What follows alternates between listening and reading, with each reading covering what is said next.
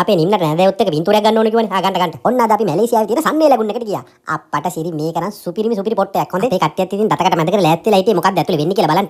කොහෙ ගියත් ඉතින් අපේ හොඳට පින්තූර වලින් අඩුවක් නැහැනේ. මම මේ මෙතන ඉන්න හොල්මනත් එක්ක පොඩ්ඩක් කතා කරා. මොකද්ද උනේ කියලා. ඕ කිව්වා පවුලත් එක්ක ජීවත් වෙන්න බෑ කියලා හොල්මනක් වුණා කියලා. මාත් ඉතින් දුබ්බර කතා වහන් හිටියා. මං හිතන්නේ මේ උඩට වෙලා ඉන්නේ පවුලද කොහෙද? හරි කයිය ගැහුවා ඇති. දැන් අපි මේක ඇතුළට යන්න. මේක ඇතුළට යන්න කලින් බෑග් එහෙම චෙක් කරනවා. හොඳේ. ඒ හින්දා වල අනවශ්‍ය බඩු කිසි දෙයක් අරන් යන්න එපා.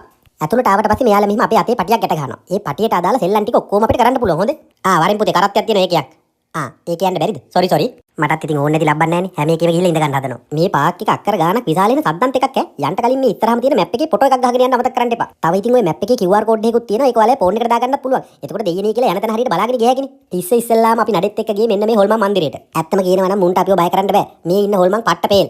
අපේ ගෑනු ටික යන්නත් කලින් බොරුවට බය වෙලා හිටියේ. ඇත්තම කියනවා නම් මුන්ට බය කරන්න තේරෙන්නේ නැහැ. වෙසක් එකට තියෙන අපේ හොල්මන් මන්දිරේකට ගියා නම් ඔයිට වැඩි බය වෙනවා. මේ hina වෙවි එළියට ආවේ. ඇත්තටම කියනවා නම් මුන් හිතන් ඉන්නේ මුන් හොක් ගාපුවම අපි බය වෙයි කියලා. අනේ නිකන් හිටින්. මුන්ට ඉතින් අපිව බය කරන්න බැරි වුණා කියලා මේ පාත් එක නරක නෑ හොඳේ. ඊළඟට අපි ගියේ මෙන්න මේ කැරගෙන කරත්තේ. ආයෙ ඉතින් මොකුත් නෑ. සපාන් එකේ වට තුනක් විතර ගියා. නින්දත් ගියා අප්පා විනාඩි 5ක් විතර. මේක නම් ඉතින් එහෙන චූන් එකේ ගියපු ගමන. ඉස්සරහට තිබ්බ තව භයානක ගමන්. ඒවත් කියන්නම්කෝ. ඇත්තටම කියනවා නම් මෙතන දවස් ගත වෙනවා තේරෙන්නේ නෑ හොඳේ. දවස් දෙකක් ආවත් පාඩු නෑ. ලස්සන දියෑලි, මාළුවෝ, අප්පට ඉතින් নানা ආකාර જાති සෑහෙන දේවල් ගොඩක් තිබ්බා මේකේ. ඊට පස්සේ අපේ කට්ටිය යන්නම් කියලා හිතන් හිටියේ මෙන්න මේ 360ක් කැරගෙන එකට.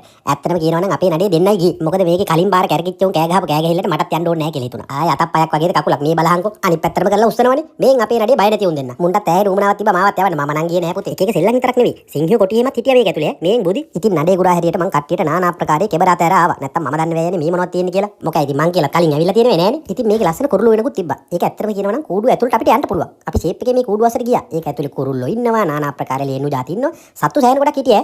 ගම් කබරයෝ, දිය බල්ලෝ, පීඹුරෝ, කාක්කෝ, කපුටෝ নানা ආකාරයේ සත්තු ගොඩක් හිටියේ. ආමි තව හිටියාර පත ගිරව්. දැන් ඉස්සරහට තමයි මෙයාලගේ හොඳම හරිය පටන් ගන්නෙ. ඊට කලින් අපි කෑම කාලා හිටියා. කෑම ගැන බය වෙන්න දෙයක් නැහැ. මෙයාලගේ තියෙන සුපිරි ෆුඩ් කෝට් එකක්. ඔයාලා කැමති තැනකින් කෑම කන්න පුළුවන්. අපි දෙන්න නම් මෙන්න මේ සබ් එකකින් තමයි කෑවේ. දන්න කියන තැනක් නේ. දැන් ඊළඟට තියෙන වතුරට බහින්නනේ. වතුරට බහින්න කලින් හොඳට බඩකට පිරෙන්න කාලා ඉන්න ඕනේ. දැන් අපි අඳුම් මාරු කරගෙන නාන්ටයි යන්නේ. මෙතන තමයි අර රැලි ගහන ස්විමින් පූල් එකක් තියෙන්නේ. අම්මට සිරි බලන්න බෑ මේකේ ලොකු. ඕන් ඔය තියෙන්නේ. ඕන් ඕකේ රැලි ගහනවා කියන්නකෝ. හවස 3:04 ඉඳන් මෙයාලා වතුරත් විදිනවා. අප්පා මේක නම් සුපිරිම තැනක් ඈ. ඔයාලා ගියොත් එහෙම අනිවාර්යෙන් ගිහින් එන්න ඕක. වතුරේ නටලා හොඳට මහන්සි. ඊළඟ ලොග් එකෙන් හම්බෙමු. Okay that's it. Bye.